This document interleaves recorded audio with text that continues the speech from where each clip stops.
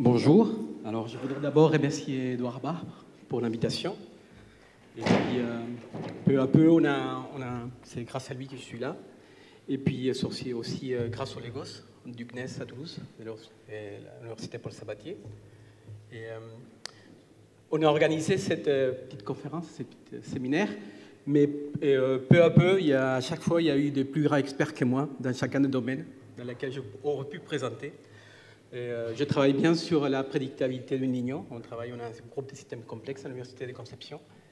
Mais finalement, avec Edouard, on a décidé qu'on allait un peu travailler sur l'impact du Niño sur les cycles de l'eau, l'aspect historique. C'est un travail qu'on a fait avec Thierry Delcroix, du Légos, et Bruno Malaise, de l'Université de Bordeaux. En fait, ce que je vais essayer de présenter, c'est de vous montrer un peu comment a fait Annie Cazenave, de vous montrer finalement que le Niño, c'est très important pour le cycle hydrologique, et pour répondre à certaines questions. Donc, question que je me pose, c'est... effectivement. Est-ce qu'il y a-t-il l'influence du Niño sur la civilisation minoenne? La disparition de la civilisation minoenne en Europe il y a 3500 années a-t-elle une quelconque relation avec le phénomène climatique El Niño? Concernant la civilisation Mochica, qui se trouve au Pérou, les fondements de la civilisation Mochica au Pérou en 600 et en 850 avant Christ étaient les résultats directs des catastrophes naturelles, El Niño, ou fortement induites par celles-ci? La civilisation pascuense, c'est-à-dire la catastrophe écologique de l'île de Pâques, Rapa Nui, est-elle induite ou favorisée par le phénomène La Niña? Et je vais donc utiliser les sécheresses et les famines entre le XVIIIe et le XXe siècle en Inde pour essayer de mettre tout cela en contexte. Donc la démarche est celle-ci. D'abord, Edouard Barre m'a bien expliqué qu'ici, il y a un nombre hétéroclite de personnes à faire des formations hétéroclites, donc il faut quand même expliquer qu'est-ce que c'est que El Niño, La Niña, et qu'est-ce que c'est que le phénomène El Niño, donc, a-t-il toujours eu lieu, va-t-il toujours se produire? Ensuite, comment affecte-t-il les différents paramètres hydrologiques, les apports de la télédétection, sa relation avec l'hydroclimatologie, la vie et la civilisation, et son rôle dans l'hydrologie du futur. Alors, la chance que j'ai, que je suis passé après plusieurs présentations, et chacune des présentations a présenté une partie. Donc, ça me permet de ne pas, notamment Edouard Barre, Jean-François Créteau, Marielle Gosset, Annie Cazenave. Juste maintenant, il y a Stéphane Calment. Je croyais qu'il y avait quelqu'un, que j'étais le plus rapide au monde pour donner des conférences, mais je crois que Stéphane Calment m'a gagné de loin, donc je vais essayer d'être un peu plus lent. Alors, quelques lectures conseillées en dehors des papiers que je vais citer. Je vous recommande amplement un livre qui s'appelle Late Victorian Holocaust, ou en bas qui s'appelle Génocides tropicaux, qui est un livre sublime, magnifique, sur justement El Niño, qui explique tout El Niño et comment, justement, et pourquoi la colonisation a favorisé certaines famines. Après, si vous voulez savoir un peu plus sur El Niño, il y a El Niño in History, El Niño dans l'histoire, de César Cabies, qui est un Sud-Américain qui travaille aux États-Unis. Si justement vous voulez savoir un peu plus sur le Pérou avant les Incas, c'est ce qu'on va évoquer maintenant, il y a une exposition qui s'est baladée en France pendant très longtemps, jusqu'à l'année dernière, qui s'appelle « Le Pérou avant les Incas ». Il y a un livre qui vient d'apparaître l'année dernière qui s'appelle El Niño dans l'histoire du monde, et qui ce livre, c'est une compilation de tous les autres. Et puis il y a un livre qui vient d'apparaître qui a été édité en partie par Thierry Delcroix, avec une exposition qui est dans certains lieux à Paris et à Toulouse. Et finalement, si vous voulez, c'est un livre vraiment très populaire, c'est le fameux livre de Brian Fagan qui s'appelle Flood, Famines and Emperors. Alors, qu'est-ce que c'est que donc El Niño? Je crois que tout le monde ici a un peu parlé. Alors, justement, dans le livre de Niño in World Story, il y a un chapitre qui parle justement de ces Niños, de l'imaginaire qu'il y a Niño. Et finalement, ce serait quasiment, El Niño, ce serait un surhumain. En fait, de nos jours, s'il arrive une catastrophe, c'est soit El Niño, soit le changement climatique. Au Chili, il y a aussi le tremblement de terre, il y a cette autre chose. En fait, mais en fait, à chaque fois qu'il y a quelque part quelque chose, c'est soit El Niño, sans que les gens sachent de quoi il s'agit, c'est Niño ou du changement climatique? Personne ne sait. Et en fait, dans la réalité, il y a d'autres phénomènes climatiques que El Niño et la Niña. Et notamment, il y a des gens qui se servent justement pour faire de la publicité. Et notamment, on sait par exemple que quand il y a eu une guerre en 1982-1983 entre le Pérou et la Bolivie, il pleuvait tellement, il y avait un tel déluge que forcément, comme il marquait là, El Niño impedira el conflicto, justement, ils avaient espoir que justement, il y avait une telle pluie que les soldats n'avaient pas de quoi se battre. Ils ne pouvaient pas se battre. Et c'est arrivé, finalement, ils ont dû s'arrêter. Alors, El Niño, pour ceux qui ne savent rien de El Niño, je vais expliquer très courtement, mais même tout simplement, c'est vraiment ce qu'on appelle un dérèglement de la circulation du Pacifique équatorial. Mais en fait, c'est quasiment pas un dérèglement parce qu'en fait, l'équateur reçoit plus d'énergie que les pôles. Donc, forcément, il y a un déséquilibre. Il y a la cellule de Hadley, là. Voilà, c'est la cellule de Hadley qui amène ces vents ou ces forces vers les pôles. Et cela s'est produit dans les Pacifiques, parce qu'en fait, c'est les Pacifiques, c'est l'océan qui a le plus de masses océaniques le long de l'équateur. Et comme cela a plus de masses océaniques le long de l'équateur, ça permet donc d'emmagasiner de la chaleur. Il y a aussi un Niño et un Niña dans l'Atlantique, ça s'appelle El Viejo y la Vieja, mais c'est tout petit, ça n'a pas la variabilité ni la force del Niño et la Niña. À cause de la rotation de la Terre, vous avez les alizés. Les alizés en surface, qu'est-ce qu'ils font? Si vous avez ici l'Australie et ici l'Amérique du Sud, tout le temps, vous avez les vents alizés qui poussent les surfaces de l'eau en superficie, les poussent vers l'ouest. Donc, en fin de compte, à la fin, là, c'est un schéma très, très simple. Vous allez vous trouver avec une masse d'eau chaude à l'ouest. Et ça, c'est ce qui se passe normalement. Normalement, tout le temps, en fait, sur Terre, vous avez plus de masse d'eau chaude à l'ouest qu'à l'est. Quand cette situation s'exagère, c'est-à-dire quand les vents alizés deviennent bien plus forts, c'est le phénomène El Niña. En fait, le phénomène El Niña, c'est juste l'exagération de l'état normal de la circulation du Pacifique à l'équateur. Quand il y a cette situation ainsi, vous avez ici un énorme nuage au-dessus. Cet énorme nuage, c'est-à-dire c'est une cheminée, puisqu'il y a ici une évaporation, et cette évaporation fait forcément que il crée de la pluie. Donc, quand il y a la Niña, que ça s'exagère, vous avez encore plus de pluie.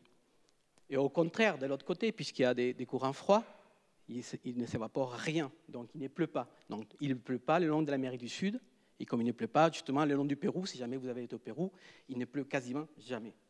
Enfin, au Pérou, puisqu'il y a les eaux froides. Il y a une grande partie le long de la côte au Pérou où c'est vraiment la sécheresse tout le temps. Au contraire, pour des raisons qu'on ne comprend toujours pas, on connaît les mécanismes, mais on ne comprend toujours pas, et tout à coup, ces masses à l'ouest se relâchent.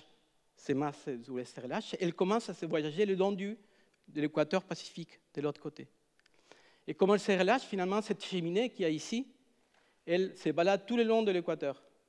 Et donc, la circulation qui est établie ici, qui était très simple, avec par exemple, qui partait, la cellule d'Aldé qui partait ici, arrivait dans notre lieu, finalement, elle explose. Et finalement, vous avez tout le long du Pacifique, création de cheminées, tout le long de la cheminée. Donc, la circulation qui a été avant, atmosphérique, n'est pas la même. Ici, c'est un schéma qu'Annie Cazenave connaît bien. Ça, c'est les moments cinétiques de la Terre. Ça, tout simplement, ici, on a pris, en 1997-1998, on a simplement pris les vents zonaux, c'est-à-dire les vents d'est en ouest. On a pris les vents zonaux d'est en ouest, de 90 sud à 90 nord. On les a intégrés, c'est-à-dire on les a assommés de la superficie jusqu'en haut de l'atmosphère, parce que c'est les moments angulaires ou les moments cinétiques, c'est quelque chose de transport d'énergie dans l'atmosphère.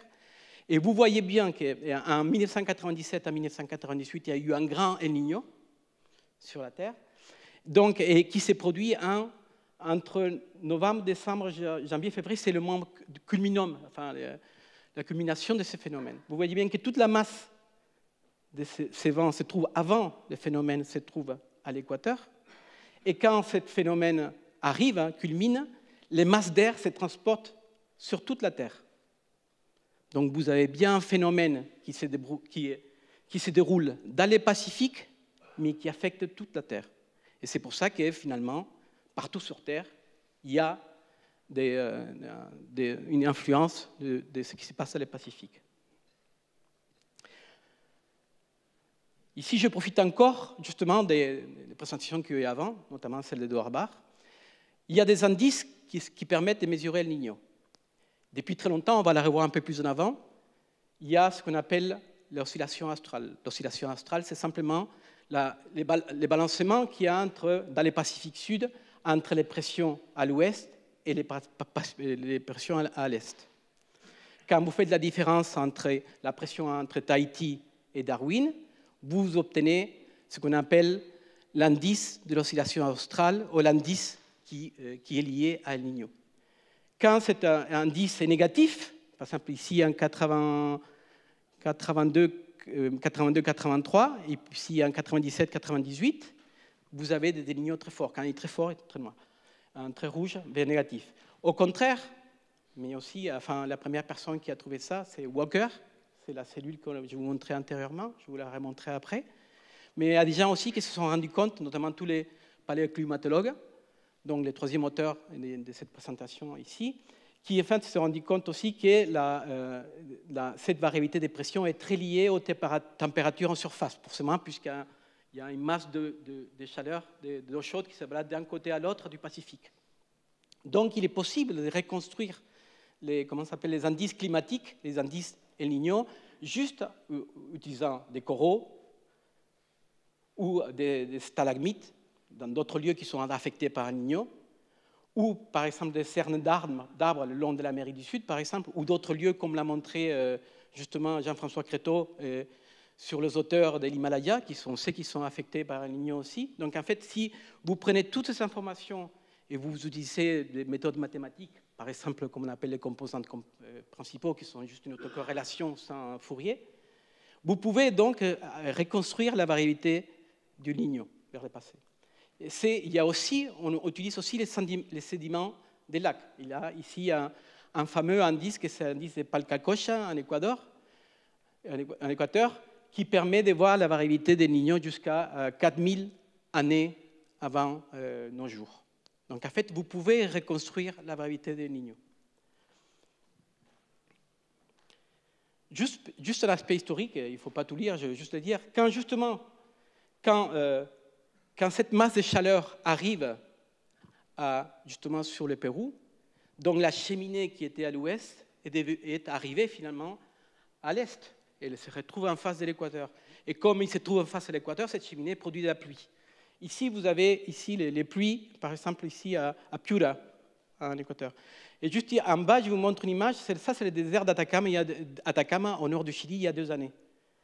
Ce désert ne fleurit que quand il y a un événement El Niño. Et en plus, seulement quand l'événement El Niño est très fort. Et justement, c'est à cause du changement climatique, et oui, à cause du changement climatique qui est en train d'avoir lieu, ça est en train de se produire de plus en plus régulièrement.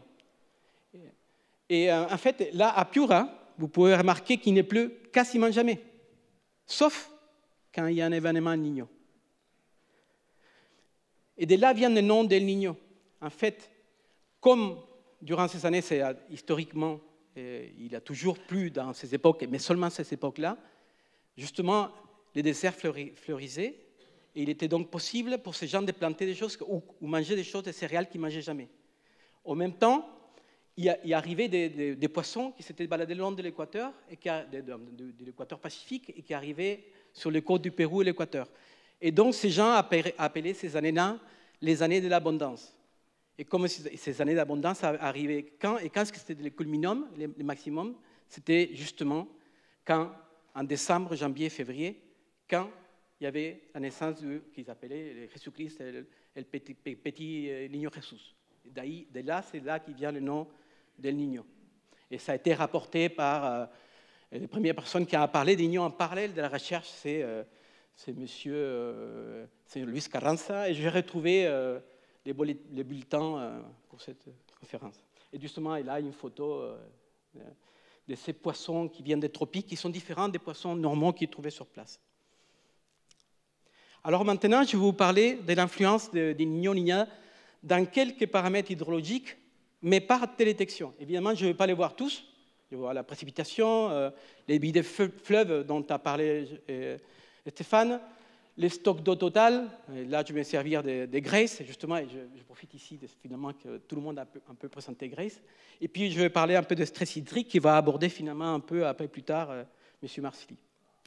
Ici, je ne vais pas parler des débits d'eau, des débits de fleuves, je vais parler juste ici des stations météorologiques qui couvrent aujourd'hui, météorologiques en fait des précipitations qui couvrent la Terre. Vous vous rendez bien ici, ça c'est en rouge, le nombre de stations par ces points de grille. Vous vous rendez bien compte que cette distribution n'est pas homogène. Elle n'est pas du tout homogène. Bien sûr, vous n'avez rien sur les océans, ou très peu seulement sur les îles. Et notamment, c'est le long des côtes, dans l'hémisphère nord, c'est surtout les États-Unis et l'Europe, et après, vous avez nulle part. D'où la nécessité d'avoir finalement des mesures des satellites et des précipitations, comme l'a montré si bien Marielle Gosset.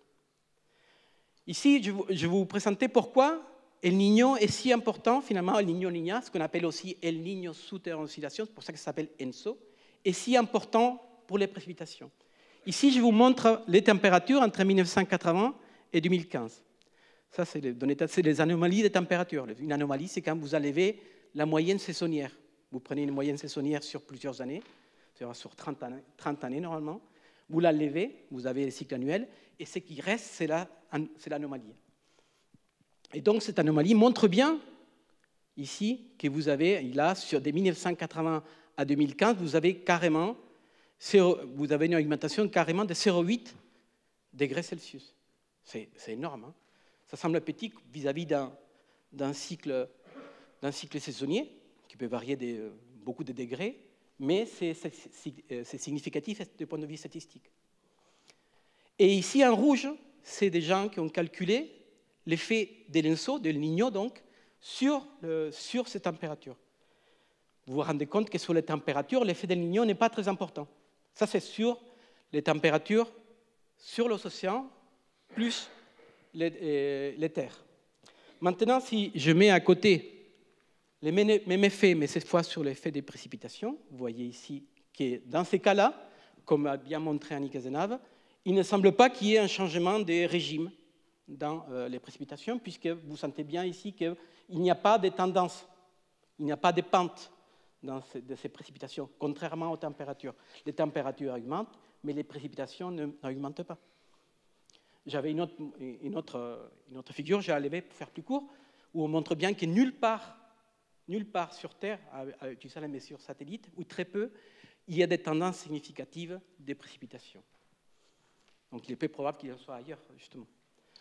Et ça aussi, ici, vous avez donc justement la même chose qu'ici, la projection de l'effet des précipitations dues à El Niño et Niña. Vous sentez bien que c'est un peu plus important que sur les températures. Maintenant, regardons seulement sur les océans. Sur les océans encore, ici, il semblerait que sur les océans, dans les températures, l'effet del Niño soit un peu plus important, notamment ici, en 1997-98. Et dans les précipitations, vous voyez bien, il semble bien ici que finalement, que les variations des précipitations sur les océans soient modulées par celles del Niño. Et si maintenant, on va encore plus loin, on va regarder seulement ce qui se passe sur le continent, là, ça devient encore plus fort, parce que sur les continents, les variations des températures dues à l'effet del Niño sont quasiment à rien, tandis que sur les précipitations, vraiment, il y a une énorme corrélation. La variabilité de El Niño et El Niña module complètement la variabilité. Et bien sûr, il y a un restant. Si vous enlevez ça, il va rester beaucoup de choses, parce qu'il y a beaucoup d'autres paramètres climatiques qui participent. Mais vous voyez bien que sur les précipitations, sur les terres, sur l'ensemble des terres, les Niño-Niña modulent la variété des précipitations. Donc, les événements El Niño sont en effet super importants pour la variabilité des précipitations. C'est ce qu'utilisent les gens pour construire justement des grands plans pour dire comment est-ce que ça fonctionne dans El Niño, dans la Niña. Il faut savoir aussi qu'il y a différents types de Niño, Niño plus fort, moins fort, mais ici c'est une moyenne. Donc si vous prenez les mêmes schémas que j'avais montrés antérieurement, si vous les différenciez entre Niño, Niña, quand il peut plus ou peut moins, vous vous rendez compte ici que, par exemple, que durant un événement El Niño, ici, sur tout le nord-est du Brésil, il pleut moins. Et dans toute la partie de, comment s'appelle, de tout ce qu'on appelle la Plata, c'est en Argentine, il pleut beaucoup plus. Donc il y a des énormes inondations. Au contraire, dans le nord-est brésilien, il pleut quasiment pas, c'est très sec. D'ailleurs, le nord-est brésilien est connu pour être très sec. On peut porter cela à un schéma ici, que c'est les schémas que vous retrouvez d'habitude dans tous les qui vous disent qu'est-ce que c'est Niño, mais ça vient finalement des mesures ainsi. Donc vous voyez bien ici que si c'est marqué bleu, que c'est plus humide. Ici, c'est moins humide. Mais quand un Niño, vous pouvez remarquer que sur toute partie du Pérou, dans le nord du Pérou, il pleut beaucoup plus. Au contraire, durant la Niña, le nord-est devient beaucoup plus humide et toute cette partie du sud de l'Amérique du Sud, enfin de la partie sud-américaine et une partie du Chili, devient beaucoup plus sec. Et ainsi, c'est ainsi que font les systèmes. Maintenant, si on analyse cette fois les flux des grands fleuves qu'a montré Stéphane Kallmann, ici j'avais en fait la même figure que lui au début, avec pourquoi on utilise les satellites maintenant, etc. Ça, il y a quelqu'un qui s'appelle Aiguday, ça c'est un chapitre d'un livre qui est sorti l'année dernière, en 2016, enfin il y a 2 ans, et qui montre que la décharge de tous les grands fleuves qui ont plus de 20 années de données sont vraiment très, très corrélés avec El Niño. Et finalement, je peux ainsi énumérer, passer les uns après les autres, tous les compartiments de l'hydrologie. Mais heureusement, on peut passer 5 minutes sur chacune, hein, mais ce n'est pas nécessaire puisque justement, il y a ces satellites GRACE dont vous a parlé Jean-François Creusot, Annie Cazenave, Stéphane Kallmann, etc. Donc, je ne vais pas évoluer. Donc, en fait, ces satellites permettent donc de voir la variabilité. Il y a des gens, il y a une équipe américaine qui s'est amusée à corréler justement les variations entre 2003 et 2015 avec un des indices d'El Niño, c'est l'appel El Niño 3-4, c'est la variété température de cette partie-là. Et il trouvait ça des grandes corrélations. Maintenant, des corrélations ne signifie pas qu'il y a un lien de cause à effet. Il faut vraiment qu'il y ait une relation. Ce n'est pas parce que vous voyez une chose, ah, c'est très joli, hein, c'est bleu, c'est rouge, ça semble cohérent, c'est superbe. Mais en fait, il faut qu'il y ait un sens. Et d'autres, la même équipe, qu'est-ce qu'elle a fait? Ça, c'est la même figure que je vous ai montrée auparavant, c'est celle-ci. Et à droite, ils ont simplement forcé un modèle hydrologique sur la même époque avec des forçages atmosphériques, etc. Et en fait, vous vous rendez compte que les modèles hydrologiques et les modèles et les données GRACE présentent quasiment la même variabilité, notamment sur l'Amazone.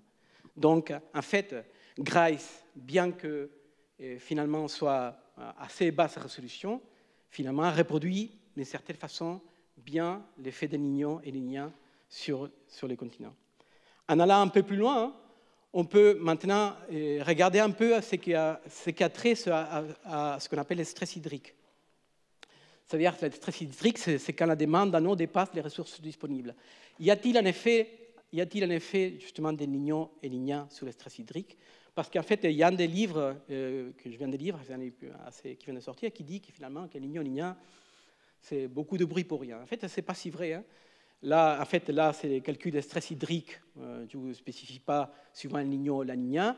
Et ici, à côté, c'est quand c'est vert, c'est quand tous les modèles hydrologiques montrent les mêmes effets que les calculs sur données des précipitations, des stress hydriques à partir de la télédétection.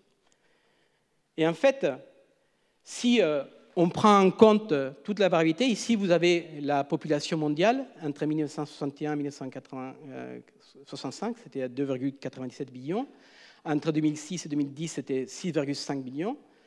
Et en fait, si on prend toute la population qui était sous l'influence de El Niño, en 1961-1965, il y avait 0,85 millions, c'est 28,7% de la population qui était sous l'influence de la variabilité climatique d'El Niño, 31,3% en 2006-2010, mais quand vous mélangez l'influence de la variabilité d'El Niño et l'influence finalement du manque d'eau, du stress hydrique, finalement vous vous rendez compte qu'il y a quand même aujourd'hui 11,4% de la population du monde, une personne sur 9, qui souffre du stress hydrique. Et sûrement, Gérard Marcilly vous en parlez plus, au futur, c'est encore pire. Alors justement, on va finalement arriver aux sécheresses et les famines en Inde, parce que ça permet de mettre en perspective tout cela. Alors oui, il y a peut-être des gens qui ont voyagé en Inde, moi je ne l'ai jamais fait, mais ils me disent qu'il y a certains lieux où ça n'a pas beaucoup changé. Je vous recommande vivement encore de lire ces livres, et c'est là aussi, il parle de cela. Ça, c'est des photos qui ont été prises, j'ai sorti de Wikipédia, je n'ai pas eu à chercher longtemps. Ces photos qui sont là, qui sont vraiment horribles. Ici, je vous montre comment s'appellent les variations de la mousson indienne entre 1870 et 2016, 2018, pardon. Et ici, vous avez, quand c'est l'anomalie toujours, et quand c'est négatif, c'est l'anomalie négative, c'est qu'il pleut moins. Et forcément, quand il pleut plus, c'est l'anomalie positive. Et quand c'est, donc ici, c'est une sécheresse, quand c'est en rouge, et quand c'est une inondation, c'est en bleu. Et quand il ne se passe rien, c'est normal, c'est en vert. Et quand c'est Niño, ils ont mis un point rouge, et quand c'est la Niña, ils ont mis un point rouge. En fait, comme je vais vous le montrer plus en avant, El Niño, enfin, la compréhension des Niños a été générée en grande partie en Inde, parce qu'ils avaient besoin de comprendre pourquoi ces sécheresses arrivaient. Mais vous voyez bien que ce n'est pas tout le temps le cas. Je vais vous expliquer un peu normalement. Ici, vous avez ici El Niño, cette sécheresse. Ici, il ne se passe rien, mais il y a quand même El Niño. Ici, mais ici, non. Ici, non, non plus. Ici, non. Et je vais vous montrer plus tard que c'était quasiment impossible de prédire une chose pareille. En fait, l'histoire de la recherche del Niño est très liée à l'histoire de l'Empire britannique. Il y a, en fait, comme l'Empire britannique et surtout comment ça s'appelle qui existait aussi en France, qui s'appelle la Compagnie des Indes orientales. Il y en a deux, la Compagnie des Indes orientales française et la Compagnie des Indes orientales anglaise. Et comme ils contrôlaient toute la production de céréales, ils ont créé un centre de prédiction climatologique ou météorologique. C'est pour ça qu'ils ont commencé à lier de différentes manières. Par exemple, forcément, ils ont lié la mousson. Ils se sont rendus compte que la mousson, depuis longtemps, on savait qu'il y avait des relations entre la mousson et, par exemple, les pluies sur le Tibet ou sur la neige, ou la neige au Tibet.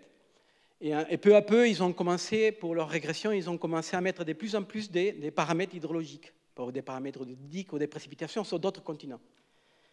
Mais finalement, comme vous l'avez vu, la relation ne fonctionne pas toujours, ce n'est pas forcément un lignon, mais en fait, ce n'est pas possible de prédire quelque chose qui n'est pas déterministe. Et on sait depuis un certain moment que finalement, la mousson n'est pas déterministe, donc forcément, ce n'était pas prévisible. Le lignon n'est pas déterministe, donc forcément, la mousson n'est pas déterministe. Et finalement, en 1900, ils ont réussi avec un petit modèle à prévoir une faible mousson en 85, mais ensuite, ils n'ont pas réussi à la prédire. Donc, à ce moment, ils ont viré John Elliott et ils ont ramené quelqu'un qui est assez intéressant, c'est que c'est une des premières personnes qui a commencé à regarder, c'est les pères et les fils de Lockyer qui regardaient l'influence, souvent vous entendez ça, l'influence du cycle solaire sur le climat. Et ils ont fait un pari, etc. Donc, finalement, comme ça n'a pas marché, ils ont finalement amené quelqu'un qui était un mathématicien, qui s'appelle Gilbert Walker, et qui c'est la première personne qui s'est rendu compte, finalement, utilisant un calculateur. C'est un des premiers calculateurs, il y en a eu d'autres, mais c'est un calculateur humain. Il a pris tous les gens administratifs, parce que tous les autres étaient partis en guerre, et il les a fait calculer, avec toutes les données qu'ils ont pu trouver sur l'ensemble de la Terre.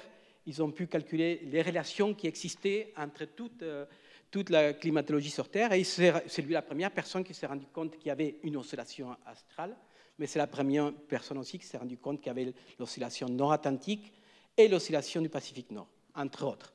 Et donc, finalement, ici, c'est pour ça que la cellule que je vous ai montrée antérieurement, c'est la cellule de Walker. Et maintenant, supposons qu'on voudrait comprendre s'il y a un effet d'El Niño sur les précipitations au niveau global. Maintenant, regardons déjà, y a-t-il finalement une relation déterministe entre les Niños et la mousson? Et qu'en est-il donc de la relation entre les Niños, les sécheresses et les famines? Il y a un papier qui vient d'être publié, un travail qui vient d'être publié l'année dernière, qui montre qu'en fait, que la relation entre la mousson asiatique et donc ce qui se passe à l'équateur, dans le Pacifique, est une corrélation qui varie dans le temps. Ils ont étudié cette corrélation avec chacun des petits points ici est une corrélation qui varie dans le temps, et ils se sont rendus compte que cette corrélation n'était pas déterministe. Donc en gros, cette corrélation va changer dans le temps. Et on sait maintenant en plus que la corrélation à ce moment, elle est très basse. Donc il n'est pas possible de l'actualité, c'est basé sur El Niño Niña pour savoir ce qui se passe à la mousson. Et en plus, il y a d'autres phénomènes qui entrent en jeu. Il n'y a pas que El Niño, la Niña, il y a, comment ça s'appelle, l'oscillation indienne, il y a l'oscillation nord-atlantique, elles sont tous les deux modulées par l'oscillation décennale pacifique et atlantique. Donc ce n'est pas aussi simple. Et de l'autre côté, il y a des gens qui ont étudié finalement les famines en Inde et ils se sont rendus compte que finalement, il n'y avait que 4 famines de toutes les famines qui étaient vraiment liées à El Niño, et tous les autres non. Donc en fait, si on veut tirer des conséquences, même El Niño, même la relation del Niño avec le climat, elle n'est pas constante. Il y a sûrement des variations d'autres phénomènes climatiques qui vont entrer en compte. Justement ici, vous avez ici 2 autres paramètres qui participent à la variété climatique. Vous avez ici l'oscillation indienne, l'oscillation de tout le tour de l'Antarctique, il y a un courant circumpolaire, donc forcément ça fait une grande oscillation australe, le Niño, l'oscillation pacifique décennale, l'oscillation antarctique, l'oscillation de l'Atlantique, etc. Donc tout cela, aujourd'hui, on sait que ça appartient. On ne peut plus étudier les choses comme on faisait auparavant. Alors, qu'en est-il des Minoens? Et quelle est la relation avec le Niño? La civilisation minoenne était une des premières civilisations avancées en Europe. Donc, il y a des gens qui ont fait bien des recherches là-dessus, on va vous montrer ça. Et il y avait même une ville qui s'appelle Knossos, qui, bon, bien sûr, maintenant, on l'idéalise un peu, etc. Bon, il y a des restes, il y a des gens qui font de l'archéologie là-dessus. Et cette civilisation, elle s'est développée en Crète de 2700 à 1200 avant Jésus-Christ. Et cette civilisation, souvent, elle a disparu. Alors, au début, on a pensé pendant très longtemps que les fondements de cette civilisation avaient 2 causes. La première avait trait à l'explosion d'un volcan, à Terra, suivi d'un tsunami. Et la deuxième avait trait à l'invasion par les Mycéniens. Alors, le problème, c'est que la datation de l'explosion du volcan se localise certaines d'années avant la première destruction des palaces minoens, et il est normal qu'une civilisation part d'un lieu et une autre civilisation arrive. Alors, il y a beaucoup qui parlent que finalement, c'est cette disparition qui donne lieu le mythe de l'Atlantide, puisque c'est apparemment une civilisation très avancée. En 2010, il y a un collègue qui s'appelle Sonis, qui est d'origine grecque, qui, prenant la reconstruction des fréquences d'El Niño, c'est-à-dire qu'elle se base beaucoup sur d'autres travaux, et notamment de la lagune de Palchaoca, qui permet, en Équateur, qui permet de reconstruire l'événement El Niño, même si maintenant il y a un papier qui vient de sortir qui dit que ce n'est pas si bonne, etc. Et se dit, voilà, il y a 3500 ans, cette civilisation est disparue. Et il y a 3500 ans, la fréquence des événements El Niño a commencé à augmenter pendant quasiment 1000 années, pas seulement pendant 500 années. Donc, ils ont fait une petite simulation paléoclimatique et ils ont montré la petite simulation climatique. Ils ont dit, bon, la corrélation n'est pas très haute, etc. Ils ont publié ça, mais forcément, on est dans la recherche. Et puis, il y a d'autres gens qui ont répondu, un autre grec par ailleurs. Ça, c'est les collègues de l'université. Donc, finalement, qui a répondu, disant, bon, c'est pas mal, mais etc., il y a quelque chose quand même. En plus, c'est pas très robuste, ton truc. En gros, bon, c'est resté là, jusqu'à qu'une équipe française, de Sylvie Muller-Selka, qui travaille au CNRS, qui est archéologue, à Lyon, qui a fait des fouilles dans cette île-là, et a commencé à investiguer de comment s'étaient fait les déplacements des populations à l'intérieur de cette île. Elle a remarqué qu'au fur et à mesure que le temps était passé, les gens avaient quitté les hauteurs le long des rivières, parce que les Mycéens, enfin les Minoens vivaient surtout, souvent les grandes civilisations se développent le long des grands fleuves. Il y a des livres en France qui sont sortis là-dessus. Et en fait, tous ces gens vivaient le long des fleuves. Mais au fil du temps, ils ont abandonné ces fleuves. Et ils sont partis dans les plaines. Et ils ont, d'une certaine façon, ils auraient importé des méthodes pour extraire de l'eau en sous-sol. Donc, elle a démontré d'une certaine façon que forcément, les climats avaient changé. Donc, il pleuvait beaucoup moins. Et comme il pleuvait beaucoup moins, ils ont dû commencer à creuser le sol pour essayer de faire l'un des premiers pompages à l'intérieur. Et finalement, ils sont restés sans rien, ce qui a fait partir cette population des Mycéniens. Donc, il y aurait finalement un effet climatique, sans pour autant renier que, bien sûr, il y a eu des tremblements de terre, qu'il y a bien sûr eu un tsunami, bien sûr d'autres civilisations. Les Mochikas. Les Mochikas, c'est une population qui s'est développée entre l'an 100 et l'an 700 après Jésus-Christ, qui c'est surtout dans la partie nord du Pérou, et je vous ai montré que c'est la partie qui est plus affectée justement par El Niño et par la Niña. Et les contemporains de la culture Nazca et précèdent près de 8 siècles l'empire Inca. Si vous regardez la culture, si vous regardez comment une culture se développe, vous devez souvent regarder l'orfèvrerie de cette culture. Et ça, c'est des choses qui ne mesurent pas plus que ça. Et cette orfèvrerie est magnifique. Donc, c'était vraiment une culture assez élevée. Il y a des archéologues français, péruviens, qui ont étudié cette culture et ils se sont rendus compte ici ce qu'on appelle la huaca. La huaca, c'est les palais, les huacas de la luna, la huaca del sol.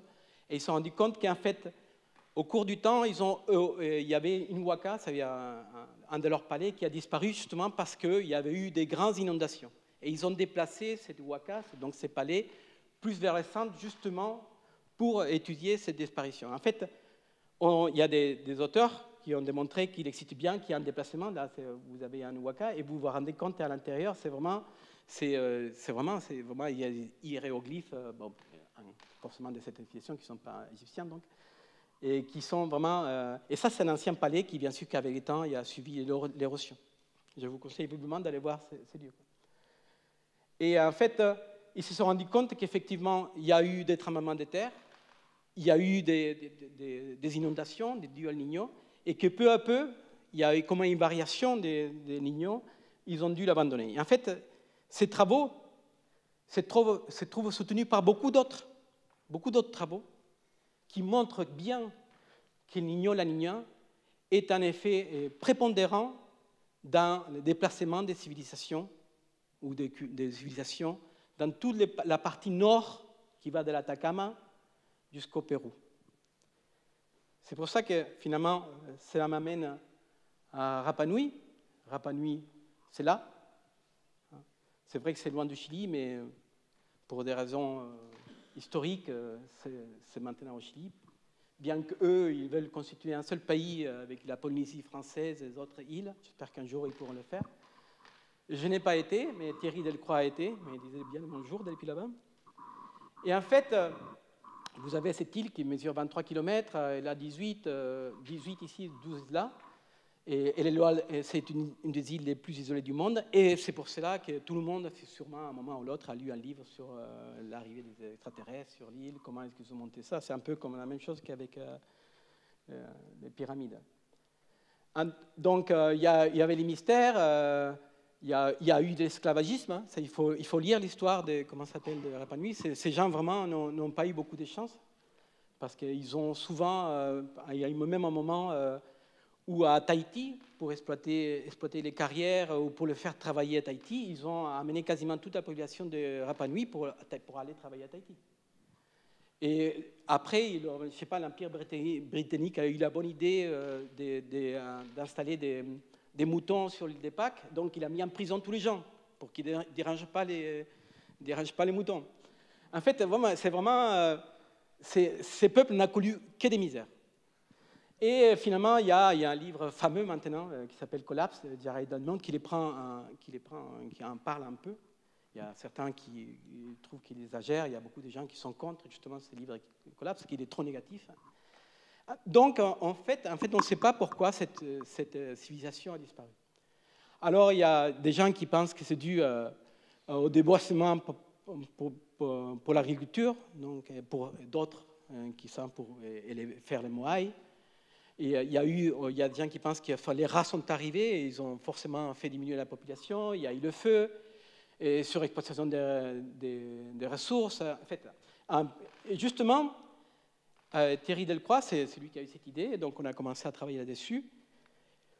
Si vous regardez bien la carte ici d'El Niño et La Niña, vous vous rendez bien compte que cette partie-là, ici sur les précipitations, se trouve juste, l'île des Pâques se trouve juste sur cette partie-là, jusqu'à la limite entre le lieu où il pleut quasiment jamais et une autre. Donc son idée, c'était, voyons voir si c'était pas possible. Donc on a commencé à regarder toutes les données des précipitations qu'il y avait, et en fait on s'est rendu compte, en reconstruisant les précipitations, que les gens qui avaient construit les précipitations dans le passé s'étaient trompés. Donc j'ai repris les données des précipitations de l'île des Pâques, et on a reconstruit une série, et on a fait valider par la direction météorologique du Chili, qui en fait, ils avaient mélangé les différentes stations qui existaient avant. Et c'est la raison pour laquelle jamais personne n'avait remarqué cela. Donc finalement, on a pu montrer que durant la Niña, effectivement, il pleut beaucoup moins durant l'île des Pâques. Et aussi, en utilisant des modèles paléoclimatiques, maintenant on va utiliser la nouvelle simulation, on a pu montrer qu'effectivement, il y a certaines époques où la Niña fait qu'il pleut beaucoup moins. Et donc, c'est une des raisons qui peuvent aussi faciliter, donc s'il pleut moins, forcément, ce n'est pas un lieu de vie, finalement. Et donc, peut-on attribuer ces effets? Donc, finalement, on a écrit un article là-dessus. Et donc, finalement, nous pensons, maintenant, les événements El Niño doivent être aussi pris en compte pour mieux comprendre les modifications majeures de paysage. Et donc, maintenant, nous allons faire, enfin, pas moi, c'est le troisième ici, le troisième auteur qui travaille à Bordeaux, qui est un paléoclimatologue, qui est en train à analyser des carottages sur les lacs de l'île des Pâques. Pour finir, je vous recommande vivement ce livre de l'île des Pâques qui est sorti à Actes Sud, où dedans il y a Thierry Delcroix qui a écrit un article. Au futur, El Niño, comme l'a dit Edouard Barr, en gros, on pense que forcément, puisque vous allez avoir plus de température, forcément, si vous avez plus de température, plus l'atmosphère va se réchauffer, forcément, vous avez ces balancements, il y aura plus de chaleur qui va arriver, les alizés vont se renforcer, vous allez avoir plus de masses d'eau vers l'Asie, donc forcément, ça va se libérer, ça va s'accélérer. Mais, dans les faits, ils ne savent pas vraiment. Ils pensent qu'en gros, il devrait y avoir un ordre d'augmentation de 15-20% des Niños, mais sans en être sûr, parce qu'il y a certaines erreurs encore. Donc ça, c'est le dernier modèle. Donc, je vais citer ici pour terminer. Il y a une review qui vient de sortir, c'est par Ruth Morgan, qui dit que l'histoire d'eau, du climat étudié ici, démontre l'hybridité de notre planète, que le monde est à la fois naturel et social. La mise en discussion de ce domaine montre à quel point les processus atmosphériques et hydrologiques sont loin d'être abstraits, naturels et non historiques. Au lieu de cela, ils sont peuplés d'eau, passé, présent et futur. En gros, nous devons travailler de plus en plus, tous ensemble, pas seulement les scientifiques, comme le disait justement Mike Hulme. L'histoire du futur n'est pas écrite seulement parce qu'il y a vraiment les climats qui accélèrent et nous pouvons trouver des solutions. Voilà. Merci beaucoup.